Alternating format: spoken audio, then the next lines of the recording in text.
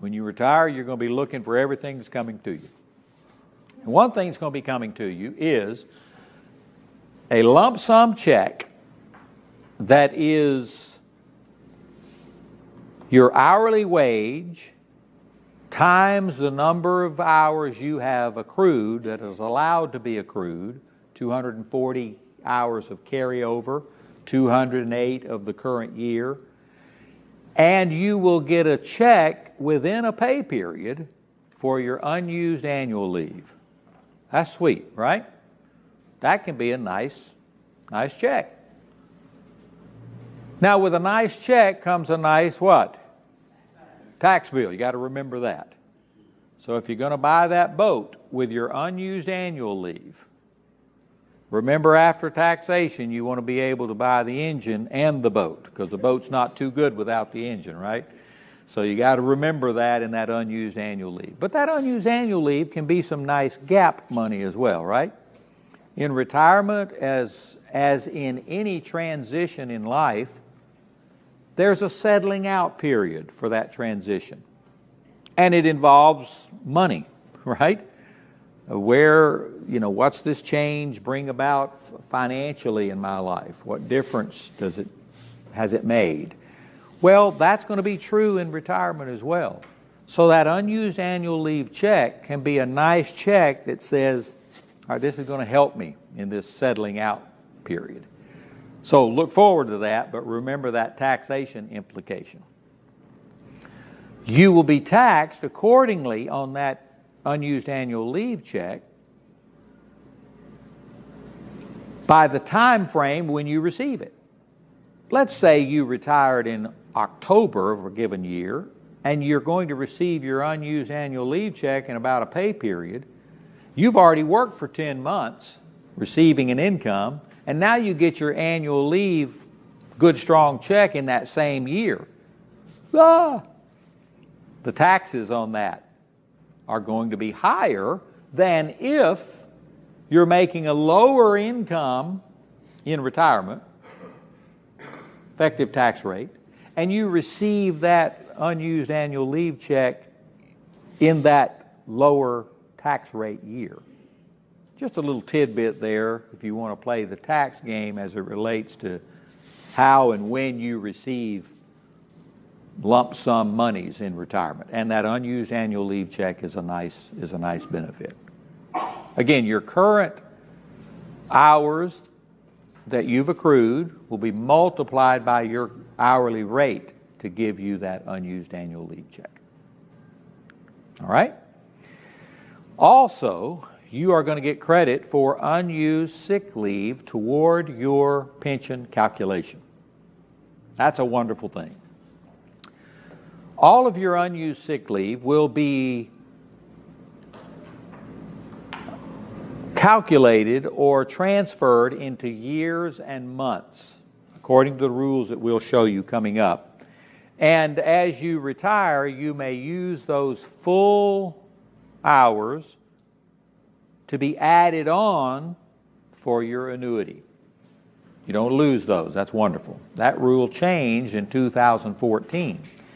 Before 2014, FERS employees only received a benefit for half of their unused sick leave. And lo and behold, 2014 and before, federal employees were getting very, very sick at the end of their career, right?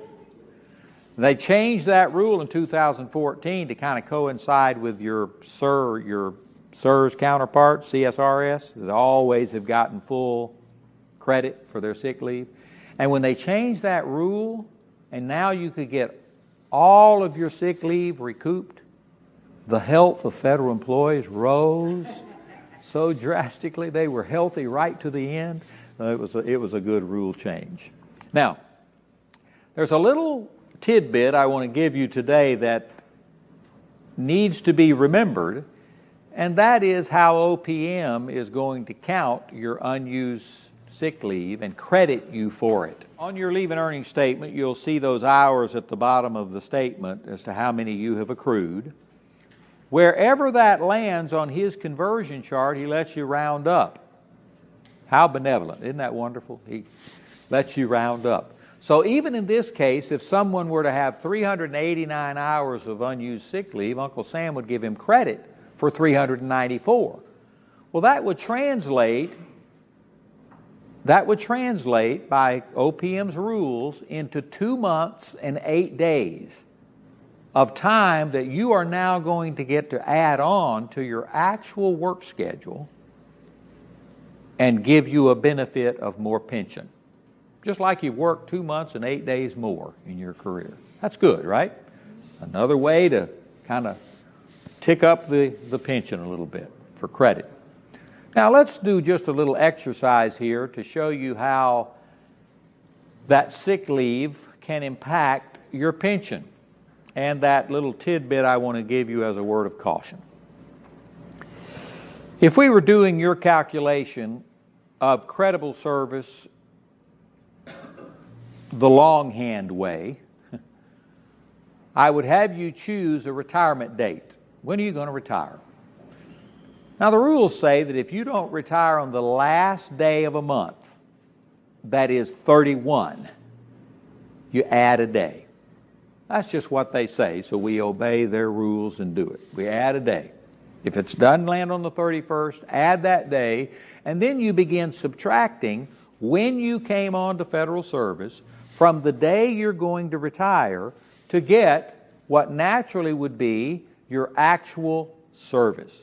Now again, we got to go back to your 6th grade math and do the carryover. If you can't take 5 months from 4 months, you got to carry over 12 months and so forth. You can't pull out your calculator for this one, right? You got to work through it. And in this particular scenario, this federal employee has 31 years of service, 11 months and no days. That's how many years and months they have worked on the line, sat at their desk, their actual service. So they're going to retire under MRA plus 30, obviously. Now, they've arrived at their actual service time, but they want to get credit for anything and everything that Uncle Sam's going to let them get credit for. Naturally. Unused sick leave is one of those cases. So now they go to those 394 hours. They take those 2 months and 8 days to add on to their actual working time, and it gives them credible service after doing all the carryovers of 32 years, 1 month, and 8 days.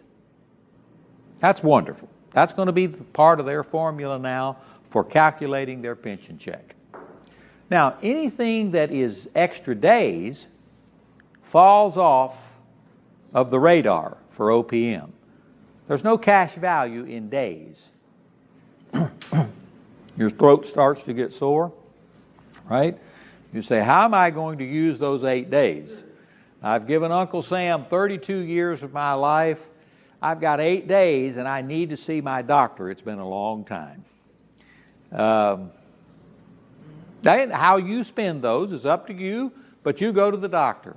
Now, if you're like any normal worker, like myself, you would say, okay, I've got 8 days. I've got 64 hours, right? Because when I work 8 hours, right? I've got 64 hours. Well, go back to that conversion table of OPM and look for 64 hours. Now, it goes beyond the scope of our chart, but it's going to be roughly 12 days. Uh-oh. How many days do you have? 8. But you took 64 hours because a sick day is 8 hours, because a work day is 8 hours.